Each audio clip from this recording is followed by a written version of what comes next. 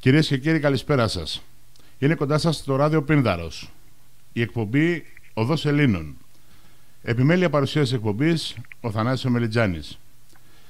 Σήμερα κοντά μας έχουμε φιλοξενούμενο τον κύριο Ισακίδη Κωνσταντίνο, ο οποίος είναι υποψήφιος βουλευτής Α Θεσσαλονίκης με τον πολιτικό φορέα Ελλήνων Συνέλευσης. Με τον κύριο Ισακίδη έχουμε ξανασυζητήσει πάλι μέσα από το ραδιοφωνό μας με θέμα τις ένοπλες δυνάμεις και τις υπηρεσίες ασφαλείας. Σήμερα θα μιλήσουμε για ένα άλλο θέμα, για την μετατόπιση ευθυνών που επιχειρεί η κυβέρνηση. Όλοι οι άλλοι φταίνε εκτός από την κυβέρνηση. Καλησπέρα κύριε Ισακίδη. Καλησπέρα κύριε Μελιτζάνη, καλησπέρα και σε όλους τους ακροατές του Ράδιο Πίνδαρος. Μέγιστη τιμή για την πρόσκληση. Δικιά μας τιμή. Το μισάωρο που θα είμαστε μαζί να δώσουμε όσο το δυνατόν μέγιστη πληροφόρηση σε όλους τους ακροατές που μας ακούνε σήμερα. Έτσι. Όλοι οι άλλοι λοιπόν κύριε Ισακίδη φταίνε εκτός από την κυβέρνηση. Για πείτε μας την άποψή σας. Φταίνε όλοι οι άλλοι εκτός από την κυβέρνηση, πολύ σωστά το λέτε, η μετατόπιση ευθυνών είναι δεδομένη, όλα αυτό το πράττουν και το δημιουργούν όλα τα κανάλια που έχουν πληρωθεί στον μέγιστο βαθμό για ό,τι και αν πράττουν αυτή τη στιγμή, για την παραπληροφόρηση όλων των Ελλήνων, για να τους έχουν και να τους δίνουν ένα περιτύλιγμα για το ότι αυτοί πράττουν τα σωστά και τα δέοντα και όλοι εμείς είμαστε αυτοί που είμαστε λάθος. Μετατοπίζουν την ευθύνη σε όλο τον κόσμο με δεδομένο ότι αυτοί έχουν μπει σε μια αποχαυνομένη αδράνεια, αφήνοντας τον χρόνο να περνάει, μη πράττοντας τίποτα, αφήνοντας τα κανάλια να τους ωρεοποιούν όλη αυτή την λανθασμένη πορεία που έχουν λάβει το τελευταίο χρονικό διάστημα. Έτσι ας μπούμε σε μια διαδικασία και να πούμε ότι έξω στην κοινωνία βλέπουμε τα τελευταίο χρονικό διάστημα να αναφέρονται και να λένε ότι φταίει η νεολαία, έξω φταίει ο επιχειρηματίας, έξω φταίει ο υπάλληλος, ο εργάτης, φταίει ο Ερντογάν, φταίει ο Τραμπ, τώρα σε λίγο θα φταίει και ο Μπάιντεν. Έτσι, φταίει ο Υπουργός Υγείας που ανακοίνωσε πριν από 4 μήνες ότι έρχεται το εμβόλιο και δεν έπρεπε να το πει, αλλά έρχεται τώρα, τον Δεκέμβριο, όπου να είναι θα το έχουμε.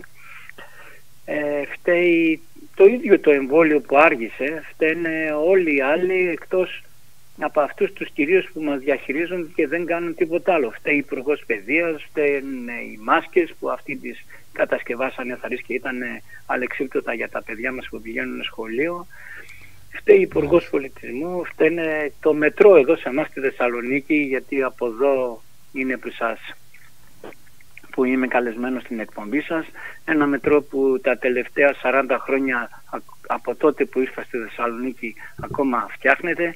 Φταίει η αντιπολίτευση, φταίει ο πρώην Υπουργός Οικονομικών που βγήκε στη Βουλή μέσα και ανέφερε τα 600 δις πώς πρέπει να τα χρησιμοποιήσουμε και τι πρέπει να κάνουμε, ενώ όταν ήταν Υπουργός Οικονομικών δεν έκανε τίποτα. Φταίει ο Πολάκης που είναι ασταμάτητος και βάλει κατά πάντων, τους χαλάει την πρόσωψη, μπορούμε να πούμε.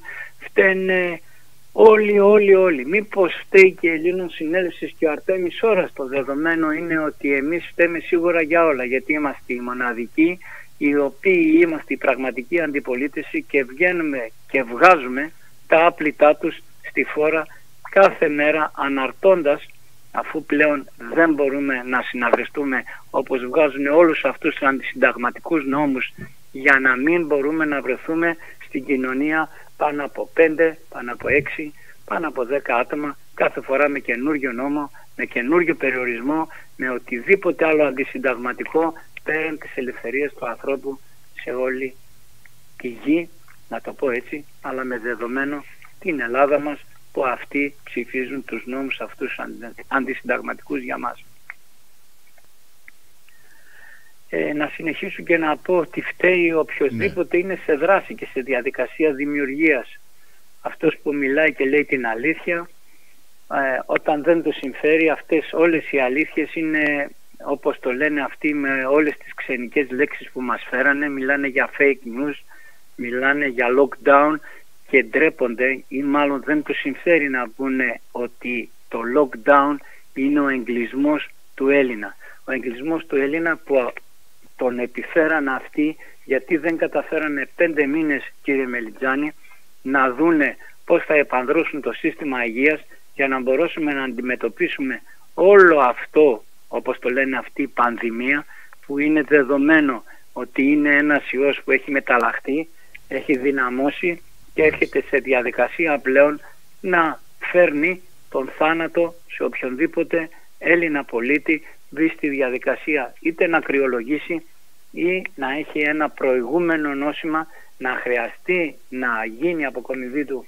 και να πάει σε διαδικασία να φιλοξενηθεί σε ένα νοσηλευτικό ίδρυμα, εκεί όπου οι περιπτώσεις του να χάσει τη ζωή του είναι πάνω από 10 με 15%.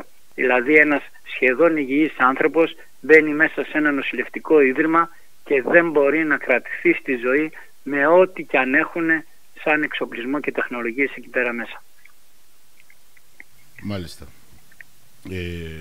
Πάντως η αλήθεια είναι από ό,τι φαίνεται ότι η κυβέρνηση έχει αποδειχτεί τραγικά κατώτερη των περιστάσεων. Έτσι δεν είναι? Βεβαίως, η κυβέρνηση όχι μόνο είναι αυτό που λέτε, είναι κατώτερη των περιστάσεων, μπαίνει σε μια διαδικασία να αξιοποιεί την καραντίνα, κύριε Μελιτζάνη, για να επιβάλλει αντιλαϊκούς, να το πω έτσι, νόμους. Εγώ ας το σκληρύνω πιο πολύ, έχουν κάνει σωρωτήρι το Σύνταγμά μας και όλοι αυτοί οι νόμοι που μας έχουν επιβάλει είναι πέρα για πέρα αντισυνταγματικοί, προχωρούν σε όλες αυτές τις διαδικασίες, έτσι, κάνοντας, θεσμοθετώντας νόμους οι οποίοι είναι το τέλος του 8ωρου για τους υπαλλήλους, ο νόμος κατά των διαδηλώσεων, έχουμε εξαφάνιση κάθε είδους προστασίας για την πρώτη κατοικία από πρώτη και θα το δούμε με τις εκατοντάδες διαδικασίες πληστηριασμούς που θα επέλθουν όταν θα επανέλθουμε σε κάποια πιο ήπια διαδικασία μετά από αυτό που μας επιβάλλεται με τον κορονοϊό. Το δεδομένο είναι ότι έχουμε πλήρη αδράνεια, έτσι, πλήρη μη δράση όλων των πολιτών εκεί έξω, οι οποίοι περιμένουν σαν δούλοι ένα επίδομα το οποίο θα τους δώσει τα προστοζήν για το επόμενο χρονικό μικρό διάστημα. Και όταν θα ανοίξουν πάλι τα δικαστήρια, τι θα δούμε? Πάλι αντισυνταγματικούς νόμους. Όταν θα ανοίξει η Βουλή, τι θα δούμε? Πρόστιμα, επιβολές ή οτιδήποτε άλλο που τα ζούμε ακόμα και σήμερα έγκλειστοι μερικώς για κάποιες ώρες, αλλά και για κάποιους είναι δεδομένο ότι ο 24ωρος εγκλισμός είναι δεδομένος. Κύριε Σακίδη, αναφέρατε πριν ότι στις μετατόπιση ευθυνών που κάνει η κυβέρνηση ότι φταίει η νεολαία. Όταν ένας πρωθυπουργός μετατοπίζει τις ευθύνες ακόμα και στην νεολαία, κάτι δεν πάει καλά, έτσι δεν είναι? Κοιτάξτε, το είδαμε και αυτό. Όταν βγαίνεις και σκορπίζεις τις ευθύνες οπουδήποτε, είναι εύκολο να δεις σαν συμπέρασμα το ποιος συναφρίζεται, το ποιος κάνει πάρτι και οτιδήποτε άλλο. Άρα έτσι βγήκε ο κύριος Πρωθυπουργός της χώρας και αποκαλεί προδότες τους νέους ανθρώπους. Η βασική αιτία της διασποράς του ιού, η διασκέδωση των νέων ανθρώπων, είναι αυτό που θεωρεί προδοτικό ο κύριος Μητσοτάκης. Αν θέλετε να αναφερθώ και να διαβάσω ένα απόσπασμα του, το οποίο το είδα μέσα σε μία ανάρτηση και αναφέρεται πραγματικά για το τι αυτός πράττει και το τι προδοτική στάση έχουν όλοι οι νέοι. Αναφέρομαι και διαβάζω σχετικό απόσπασμα. Το δοκιμάσαμε πολλά αμυντικά σχέδια. Η αλήθεια είναι ότι αυτά προδόθηκαν από τη συμπεριφορά κάποιων να βγούνε επιτέλους έξω, εδώ πέρα, και να το αναγνωρίσουμε αυτό, να το αναγνωρίσουμε με θάρρος, να μην κλείσουμε το μάτι σε κάποιους οι οποίοι με την ανέντιμη και ανεύθυνη συμπεριφορά τους υπονόμευσαν την υγεία των πολλών. Ξέρουμε σήμερα ποιες ήταν οι αιστείες διασποράς του ιού. Το ξέρουμε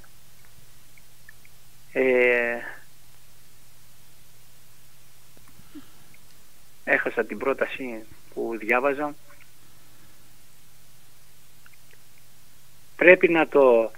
Πρέπει να ακουστεί και από την αντιπολίτευση, είναι να μην στοχοποιούμε τους νέους, όσον οι νέοι να είναι παντελώς ανεύθυνοι και υπεράνω κριτικής σε αυτήν τη μεγάλη κρίση την οποία αντιμετωπίζουμε. Τα δεδομένα λοιπόν εδώ πέρα είναι ξεκάθαρα.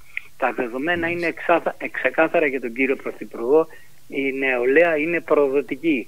Μετά τα όλα όσα έχει κάνει, τουλάχιστον για 1-1,5 χρόνο που είναι Πρωθυπουργός, διώχνοντας όλα τα νέα μυαλά στο εξωτερικό, τα μοναδικά που έμειναν εδώ πέρα μέσα τους λέει σήμερα και προδότες. Αυτές είναι οι κυβερνήσεις που διαχειρίζονται όχι μόνο την νεολαία, αλλά και ολόκληρη την Ελλάδα, κύριε Μελιτζάνη. Μάλιστα, κύριε Σακίδη, οι πολίτες ακούνε και βγάζουν τα συμπεράσματά τους. Και να περάσουμε τώρα σε ένα άλλο θέμα σχετικά με ένα έγγραφο που είχε διαρρεύσει από το Υπουργείο Υγείας σχετικά με τους ανασφάλιστους πολίτες. Τι έχετε να μας πείτε πάνω σε αυτό? Το δεδομένο είναι ότι, κύριε Μελιτζάνη, τη μία βγαίνουν και κάνουν κριτική και την άλλη τα τραβάνε πίσω. Έτσι είχαμε την προηγούμενη εβδομάδα να επικρατεί άλλος με μια διαδικασία μιας είδησης που θεωρητικά ήταν εμπιστευτικό, έτσι, και επίγον για τα ΕΚΑΒ, τα οποία για τα νοσοκομεία της Βορείου Ελλάδος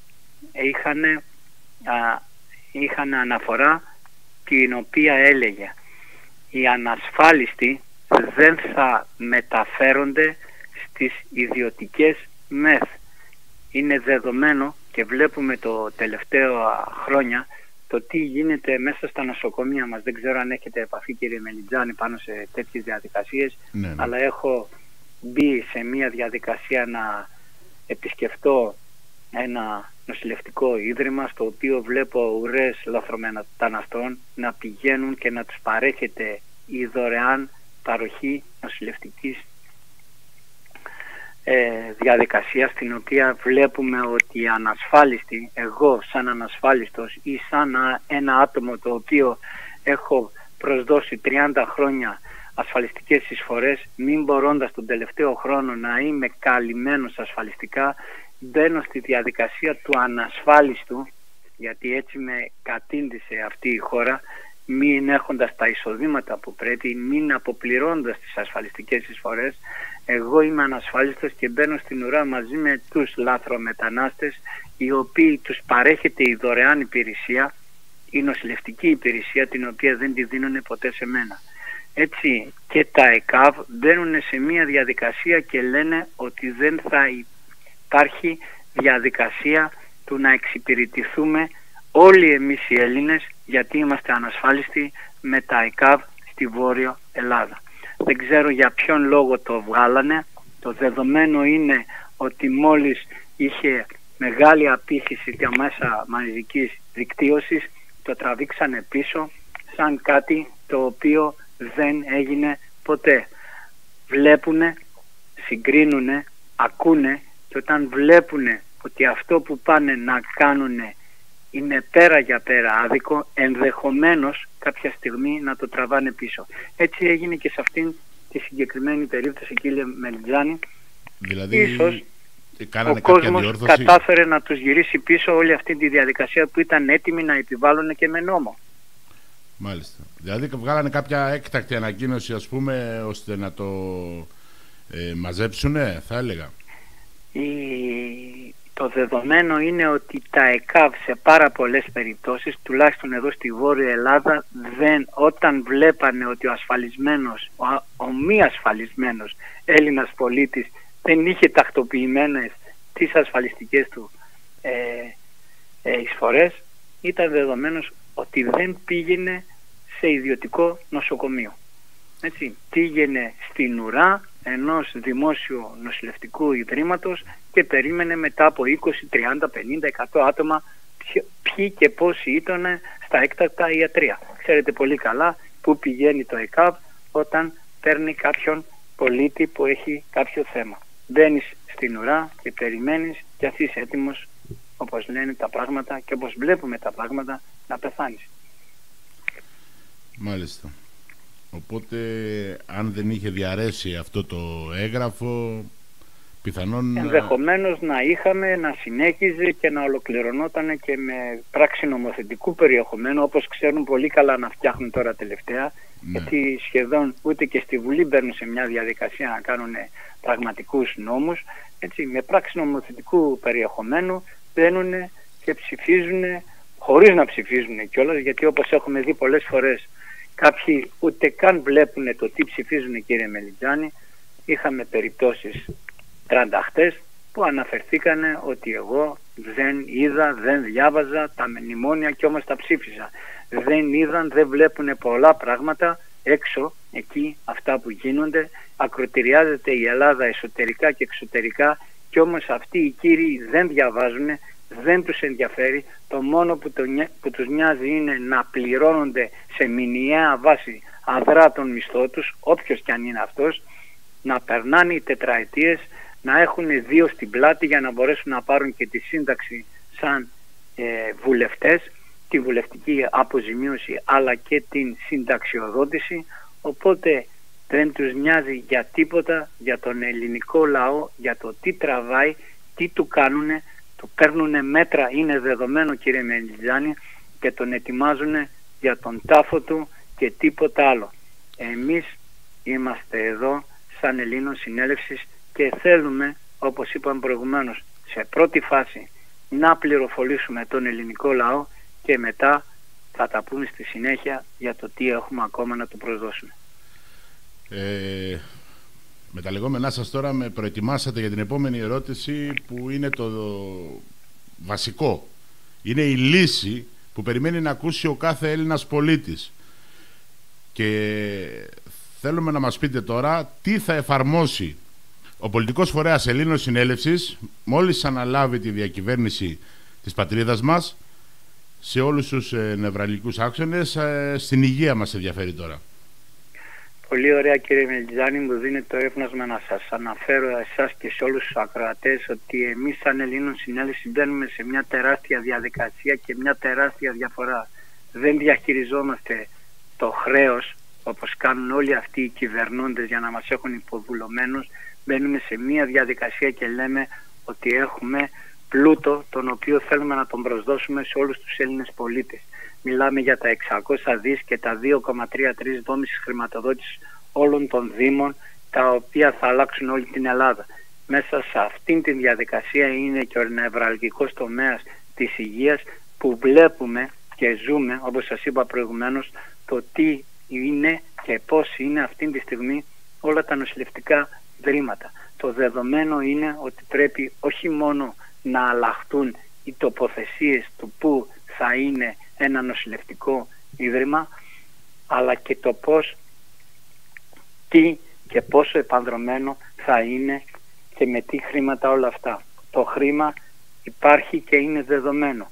Εμείς βλέπουμε ότι επισκεπτόμενοι ένα νοσηλευτικό ίδρυμα, ότι πάσχει είτε από τεχνολογικό εξοπλισμό, είτε από προσωπικό το οποίο μπορεί να προσφέρει, είτε από γιατρούς που, όπως είπαμε προηγουμένως, τους έχουν στείλει στο εξωτερικό, γιατί οι μισθοί όχι μόνο είναι ακατάλληλοι για μία 8ετία διαδικασίας του να πάρουν το πτυχίο τους αυτά τα παιδιά, είτε λέγονται γιατροί, είτε είναι νοσηλευτές με τετράχρονη ή πεντάχρονη διαδικασία σπουδών. Όλα αυτά με δεδομένα ότι έχουμε να αλλάξουμε πολλά πράγματα, μπαίνουμε και σε άλλα επιμέρους πιο σοβαρά θέματα. Είναι ο εξοπλισμός που σε πολλές περιπτώσεις, σε πολλά νοσηλευτικά ιδρύματα του δημοσίου είναι εκεί και δεν παράγει κανένα έργο, γιατί υπάρχουν τα λεγόμενα παραπληκτικά που όλοι οι πολίτες πρέπει να βγουν έξω, να πάνε σε ιδιωτικές κλινικές, να πληρώσουν αδρά όλη αυτή την παροχή όλων αυτών των μηχανημάτων που ενώ τα έχουμε πληρωμένα και είναι μέσα σε δικά μας νοσοκομεία, να σας πω στη Θεσσαλονίκη, στο Παπα-Νικολάου, στο 424, πρέπει να φτάσουμε να πάμε να πληρώσουμε ξανά, αφού έχουμε πληρώσει όλες μας τις ασφαλιστικές εισφορές για 30 χρόνια. Ο ένας χρόνος ανασφάλισος είναι δεδομένο και καταδικαστικός για οποιονδήποτε Έλληνα πολίτη. Μάλιστα. Να πάμε και σε άλλα πράγματα που είναι τα φάρμακα, τα οποία είναι εκτός από φυσικής προέλευσης, που δεν παρέχονται πλέον έξω στην αγορά, σε βάζουν σε μια διαδικασία χημικών φαρμάκων, το οποίο έχουν πιο πολλές αντιδείξεις παρά την ίεση του ίδιου του ανθρώπου. Πάμε στην λεγόμενη κλασική ιατρική, η οποία πρέπει να ενισχυθεί και όχι να παίρνουμε και να βάζουμε τον άλλον και να τον εμπλουτίζουμε με όσο το δυνατόν πιο περισσότερα χημικά, είτε με ραδιενέργεια, για να μπορέσουμε να τον ιάνουμε προσωρινά ή, να το πω και αλλιώς, να τον φέρουμε ένα βήμα λίγο πριν τον θάνατο. Δεν είναι νοσηλευτικά ιδρύματα αυτά, δεν είναι διαδικασία ίασης για τον άνθρωπο αυτό το πράγμα. Κύριο μέλημα της πολιτείας είναι οι πολίτες να διαβιώνουν σε ένα περιβάλλον το οποίο να προάγει την υγεία. Τα νοσοκομεία εκεί που είναι τοποθετημένα δεν είναι σωστοί χώροι. Και δεν νομίζω ότι όποιος μπαίνει σε μια διαδικασία να πάει και να επισκεφτεί ένα νοσηλευτικό ίδρυμα δεν θα νιώσει το ρίγος και τον φόβο το ότι τι ήρθα να κάνω εγώ εδώ πέρα μέσα. Ο συνήθως φεύγει ήδη με κάποια ψυχολογικά προβλήματα για το αν πραγματικά έχει ιαθεί μετά από αυτό που του επιβλήθηκε ακόμα εκεί πέρα μέσα. Θα δημιουργηθούν ειδικά κέντρα περίθαλψης, θεραπευτήρια για ψυχολογικές ασθένειες και υποστηρικτικά κέντρα για όλους αυτούς τους ανθρώπους που στην ουσία τα τελευταία 10 χρόνια μπορώ να πω με βεβαιότητα ότι γεμίσαν όλους τους Έλληνες πολίτες με ψυχολογικά με ψυχολογικά προβλήματα. Έτσι, και αν όχι ψυχολογικά προβλήματα, μπήκανε στη διαδικασία να του παρέχουν ψυχοφάρμακα για να τον ηρεμήσουν και να τον φέρουν σε καταστολή. Η Ελλήνων πολιτεία θα μπει σε όλη αυτή τη διαδικασία χρηματοδότησης και όπως είπα και προηγουμένως, το δεδομένο είναι ότι τα χρήματα όχι μόνο υπάρχουν, όπως το έλεγε ο Ανδρέας ο Παπανδρέου πριν από 11 περίπου χρόνια που πήρε την ψήφο των Ελλήνων και τους κορόιδεψε λέγοντας λεφτά υπάρχουν, εκατοντάδες εκατομμύρια λεφτά υπάρχουν. Είναι δεδομένο ότι υπάρχουν τα λεφτά, αλλά κύριε Γιώργο Παπανδρέου, κοροϊδέψατε το ελληνικό λαό, παρόλο που ναι υπάρχουν λεφτά, υπάρχουν κύριε Μελιτζάνη, και να το ακούσουν όλοι οι ακροατές, υπάρχουν 115 τρισεκατομμύρια στις 10 συστημικές τράπεζες, τα οποία εμφάνισε για πρώτη φορά ο Έλλην άνθρωπος Αρτέμις Ώρας και έβαλε στη διαδικασία του να αρχίζουμε να ψάχνουμε όλοι εμείς για να προσδώσουμε το δίκαιο σε όλους τους ανθρώπους, γιατί με αυτόν τον πλούτο μπορούμε να κάνουμε οτιδήποτε για να αλλάξουμε όλη την Ελλάδα. Είναι δεδομένο ότι μόνο το 4% της απόδοσης αυτών των 115,5 τρισεκατομμύρια ετησιοποιημένων που βάσει με ρήτρα χρυσού κάθε χρόνο συστήνεται ο προϋπολογισμός, ο παγκόσμιος προϋπολογισμός του κράτους έθνος, United Nation, ενός μοναδικού έθνους όλων των ανθρώπων, και σε αυτό μπαίνουν και υπογράφουν από 197 κράτη-μέλη του Διεθνές Νομισματικού Ταμείου και της Παγκόσμιας Τράπεζας, όλα αυτά τα κράτη για να δείξουν τον πλούτο που έχουν, να τον αναδείξουν και να τον υπογράψουν μαζί με άλλους 40 οργανισμούς που εγκρίνουν όλη αυτή την διαδικασία. Και όμως οι κύριοι αυτοί που μας θέλουν δούλους και δεν υπάρχει καμία πολιτική βούληση να δώσουν και να προσδώσουν όλο το δίκαιο σε όλους τους ανθρώπους, όχι μόνο της Ελλάδος αλλά και σε όλη τη γη. Πολύ ωραία. Σε αυτό το σημείο, κύριε Σακίδη, μας πιέζει και ο χρόνος. Ήρθε η ώρα να κλείσουμε τη σημερινή μας συνέντευξη. Δεν ξέρω αν θέλετε κάτι άλλο να προσθέσετε. Θέλω να αναφερθώ σε ένα γεγονός τεράστια σημασίας που πρέπει να το δούνε όλοι οι Έλληνες. Είναι η απελευθέρωση του Αρτέμι Σόρα, γιατί όλες οι κατηγορίες ήταν νέολες πάνω στην διαδικασία, και να αναφερθώ με ένα μήνυμά μου που αναρτήθηκε στα δίκτυα κοινωνικής δικτύωσης, στα μέσα κοινωνικής δικτύωσης, από εμάς όλους που ασχολούμαστε με τη μέγιστη πληροφόρηση όλων των Ελλήνων. Αρτέμι Σόρα, αφήνεις πίσω σου το άδικο σοφρονιστικό, τον άδικο σοφρονισμό που σου επέβαλαν για 44 μήνες και έρχεσαι ξανά μαζί μας στον μερικό, παράνομο, επιβαλόμενο, αντισυνταγματικό εγκλισμό όλων των πολιτών, και πάλι οδηγός, αρχηγός και πρόεδρος της Ελλήνων Συνέλευσης, όπως ήσουν πάντα στην Ένωση των Ελλήνων, όλων των ανθρώπων, για την ιερή μας χώρα Ελλάς, για την πραγματική της απελευθέρωση από αυτό το καθεστώς. Ας την κάνουμε πραγματική απελευθέρωση με την ένωσή μας, με την δήλωση κυριαρχία μας, με την αποδοχή του πλούτου,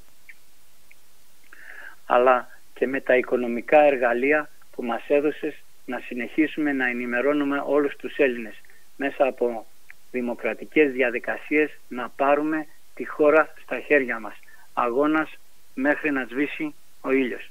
Θέλω να τελειώσω με μία πρόσκληση προς όλους τους Έλληνες πέρα από αυτή μου την ανάρτηση, και να τους καλέσω σε ένα τοπικό οργανισμό, όποτε και αν ανοίξει αυτός ο εγκλισμός, ή να έρθει σε επαφή με όλα τα δικά μας μέσα κοινωνικής δικτύωσης, που υπάρχουν πάνω από 300 γραφεία που έχουν ραδιοφωνικούς σταθμούς, όπως τον δικό σας τον Πίνδαρο.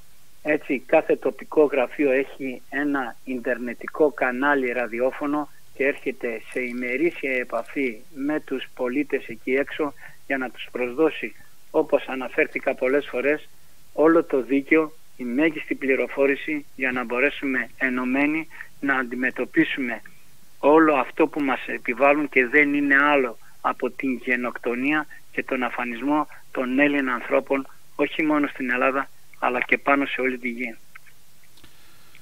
Σας ευχαριστούμε πολύ, κύριε Σακίδη, που ήσασταν και σήμερα κοντά μας. Ο κόσμος, οι Έλληνες πολίτες ακούσαν τις πληροφορίες που μας δώσατε. Ο κάθε ένας μπορεί να επισκεφτεί ένα τοπικό οργανισμό ώστε να ενημερωθεί καλύτερα σχετικά με τις πληροφορίες που μας δώσατε. Ήταν μεγάλη μας τιμή για την πρόσκληση, κύριε Μελιτζάνη. Θα χαρώ οποτεδήποτε να ξαναείμαστε κοντά μαζί σας για να δώσουμε, όπως είπα, αυτή την πληροφόρηση σε όλους τους Έλληνες πολίτες.